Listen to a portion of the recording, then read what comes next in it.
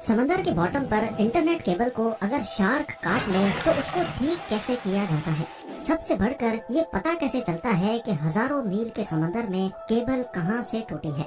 इस वीडियो से लेकर पूरा यूट्यूब, टिकटॉक, इंस्टाग्राम और यहाँ तक के पूरा ग्लोबल टेक सिस्टम ही आजकल इंटरनेट के जरिए एक दूसरे से जुड़ा हुआ है और पूरे इंटरनेट का 99% ट्रैफिक समंदर के बॉटम पे मौजूद छुपी हुई केबल्स के सहारे गुजरता है। एक ऐसा ट्रैफिक का हाईवे जिसे हम रोजाना इस्तेमाल तो करते हैं, अंडर सी केबल्स का नेटवर्क इतना बड़ा है कि वो तमाम कॉन्टिनेंट्स को आपस में जोड़े हुए है।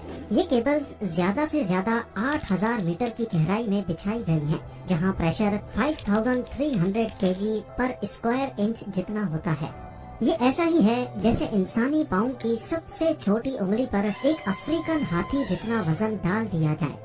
इतने ज्यादा प्रेशर में अंडर सी केबल्स का सबसे छोटा हिस्सा अजरबैजान से तुर्कमेनिस्तान के बीच ब्लैक सी के नीचे से गुजर रहा है, जिसकी लंबाई करीब 300 किलोमीटर है और सबसे बड़ा हिस्सा 6600 किलोमीटर लंबा है, जिसको मरिया केबल का नाम दिया गया है। ये अमेरिका में वर्जीनिया बीच से शुरू होकर अटलांटिक ओशन की अंधेरी गहराइयों से होकर स्पेन के बिलबाओ पर आकर खत्म होती है। बात की जाए दुनिया के तमाम समंदरों में बिछाई जाने वाली केबल्स की, तो कुल मिलाकर इन सब की लंबाई 14 लाख किलोमीटर से भी ज्यादा है। इतनी ज्यादा कि अगर इन केबल्स को हमारे सोलर सिस्टम के तमाम प्लैनेट्स और उनके मून्स के गिर्द लपेटा जाए तो फिर भी इतनी केबल बच जाएगी कि वो अर्थ का दोबारा से एक गोल चक्कर लगा सके। अब जाहिर है इतनी लंबी केबल्स, वो भी समंदर में 8000 मीटर की गहराई में बिछाना कोई हल्का काम तो नहीं है। सिर्फ 1 किलोमीटर सबमरीन केबल को बिछाने में ज्यादा से ज्यादा 25 लाख US डॉलर्स का खर्चा आता है।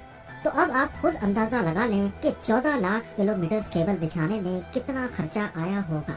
पर आखिर इतना सब कुछ करने की जरूरत ही क्या थी, जब आज के दौर में यही काम सैटेलाइट्स की मदद लेकर पूरी दुनिया को वायरलेसली आपस में कनेक्ट रखा जा सकता है। असल में देखा जाए तो पूरी दुनिया में 493 सबमरीन केबल्स मौजूद हैं। हर एक केबल 4000 टेराबिट्स का डाटा झेल सकती है, वो भी सिर्फ 1 सेकंड में। इसको यूँ समझ लें कि सिर्फ एक केबल पर 8 करोड़ लोग 4K मूवी एक साथ स्ट्रीम कर सकते हैं और ऐसी 493 केबल्स हैं। इसके बरक्स यही काम अगर सैटेलाइट करेगी तो एक सैटेलाइट पर वही 4K मूवी सिर्फ 24,000 लोग एक साथ देख पाएंगे। अब लोगों की डिमांड्स पूरी करने के लिए होगा ये कि ज्यादा से ज्यादा सैटेलाइट्स इंस्टॉल करनी पड़ेंगी, जिसमें खर्चा भी ज्यादा होगा और मेंटेनेंस भी।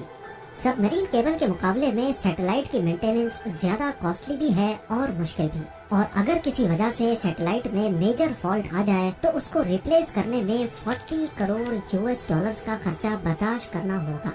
यही वजह है कि लाखों किलोमीटर की केबल समंदर के नीचे बिछाना सैटेलाइट या वायरलेस कनेक्टिविटी से ज्यादा आसान है। इस अंडर सी हाईवे में हर वक्त करोड़ों गीगाबाइट्स का डाटा ट्रेवल कर रहा है।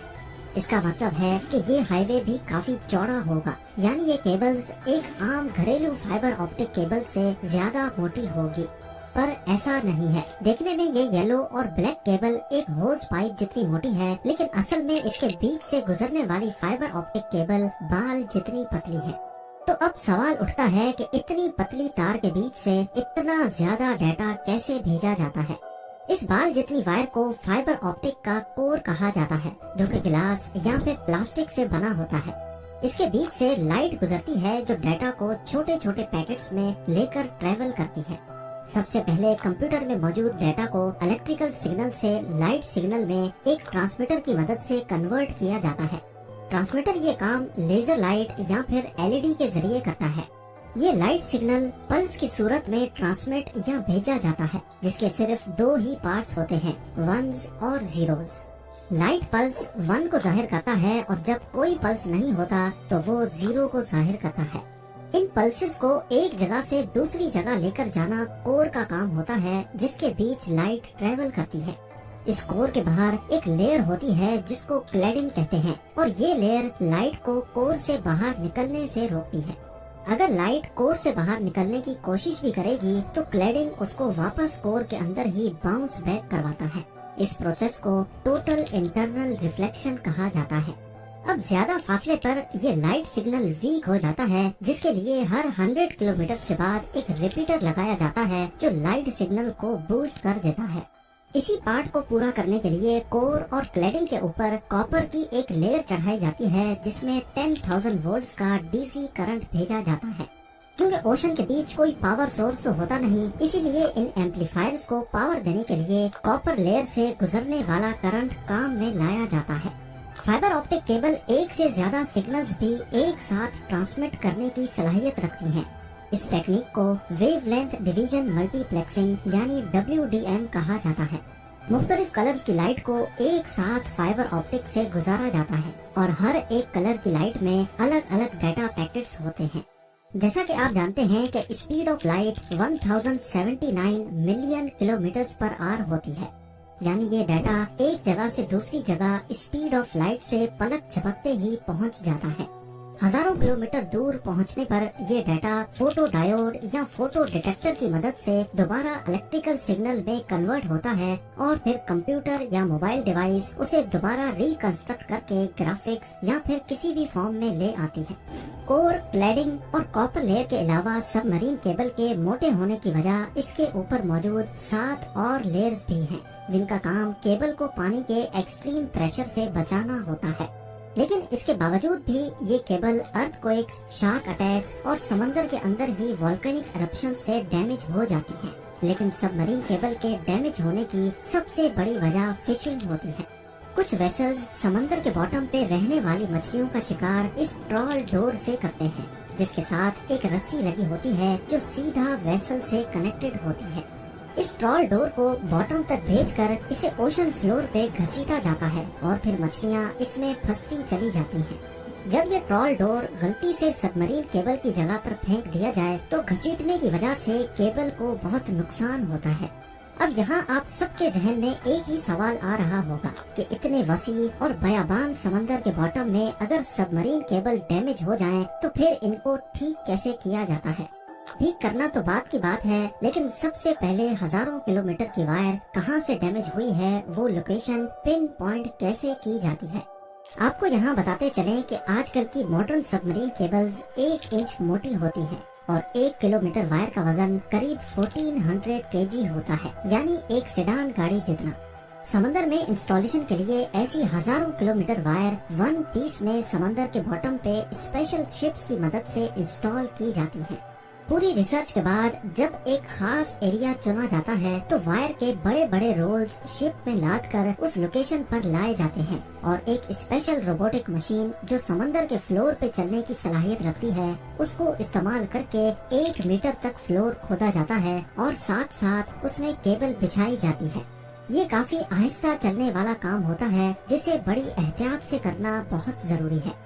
ایک اندازے کے مطابق US اور یورپ کے بیچ بچھائی جانے والی 6600 کلومیٹر کی وائر کو انسٹال کرنے میں قریب 2 سال کا وقت لگا تھا۔ جب ایک ویسل میں رکھی وائر ختم ہو جائے تو کیبل سے بھری دوسری ویسل منگائی جاتی ہے اور پہلی وائر کا کونا نئی وائر کے ساتھ کنیکٹ کر کے بچھانے کا کام آگے بڑھایا جاتا ہے۔ اس پورے کام میں سب سے بڑی رکاوٹ موسم پیدا کرتا ہے۔ اٹلانٹک اوشن میں سال کے 365 دن تیز ہواؤں کا سلسلہ موجود ہوتا ہے اور یہ ہوائیں کب سمندری طوفان کی شکل اختیار کر لیں ان کو کوئی بھی نہیں روک سکتا۔ اس کے علاوہ اٹلانٹک اوشن میں اکثر اوقات کیٹیگری 1 کا ہریکین موجود ہوتا ہے۔ اس وقت بھی جب میں ویڈیو کے لیے ریسرچ کر رہا ہوں تو اٹلانٹک اوشن میں کیٹیگری 1 کا ہریکین موجود ہے جو فورکاسٹ کے حساب سے 23 اگست کو آئرلینڈ کے ساحل پہ پہنچے گا۔ ہریکینز یا تیز طوفان کی وجہ سے کئی دن تک انسٹالیشن کا کام وہیں پاز کر دیا جاتا ہے جب تک موسم کلیئر نہ ہو۔ اب جب انسٹالیشن کا کام ہی اتنا مشکل ہے تو سوچیں ریپیئر کا کام کتنا مشکل ہوگا۔ سب مرین کیبل کے دونوں اینڈ پوائنٹس پر ڈیٹا سینٹرز ہوتے ہیں جو کیبل کی ایکٹیویٹی کو 24/7 مانیٹر کرتے ہیں۔ جیسے ہی دونوں کا کنیکشن ٹوٹ جاتا ہے تو اس کا ایک ہی مطلب ہے کہ سمندر کے بیچ کیبل ٹوٹ گئی ہے۔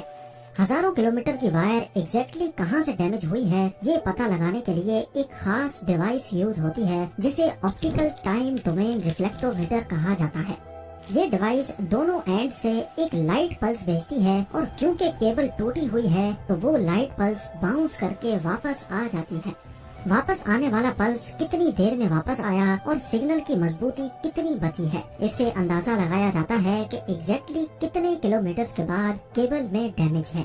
यही प्रोसेस दोनों एंड से किया जाता है और वेरीफाई किया जाता है कि दोनों की लोकेशन एक ही है कि नहीं। अब दोनों एंड से डीसी सप्लाई यानी केबल में छोड़ा गया करंट बंद किया जाता है और उस लोकेशन पर आरओवीज को समंदर के बॉटम पर भेजा जाता है। आरओवीज की मदद से पहले फिजिकली केबल का मुआयना किया जाता है और फिर केबल को बाहर निकालकर ऊपर मौजूद वेसल तक लाया जाता है। केबल का वो हिस्सा जो डैमेज हो गया हो वो काट कर उसमें दूसरा पीस लगाया जाता है। फाइबर ऑप्टिक का कोर क्योंकि गिलास का बना होता है, इसीलिए ये काम काफी एहतियात से करना होता है ताकि एक गिलास दूसरे के साथ वैसे ही जुड़ जाए जैसे वन पीस में था। इस प्रोसेस को स्प्लाइसिंग कहा जाता है। अगर केबल कम पड़ रही हो या समंदर का बॉटम काफी ज्यादा नीचे हो तो पहले एक हिस्से को ऊपर उठाया जाता है, उसमें दूसरी एक्स्ट्रा वायर जोड़कर दोबारा नीचे बिछा दिया जाता है। फिर यही प्रोसेस टूटी हुई वायर के दूसरे एंड पे भी किया जाता है। सबमरीन फाइबर ऑप्टिक केबल के फायदे, ये काम कैसे करती है, इंस्टॉलेशन और रिपेयर के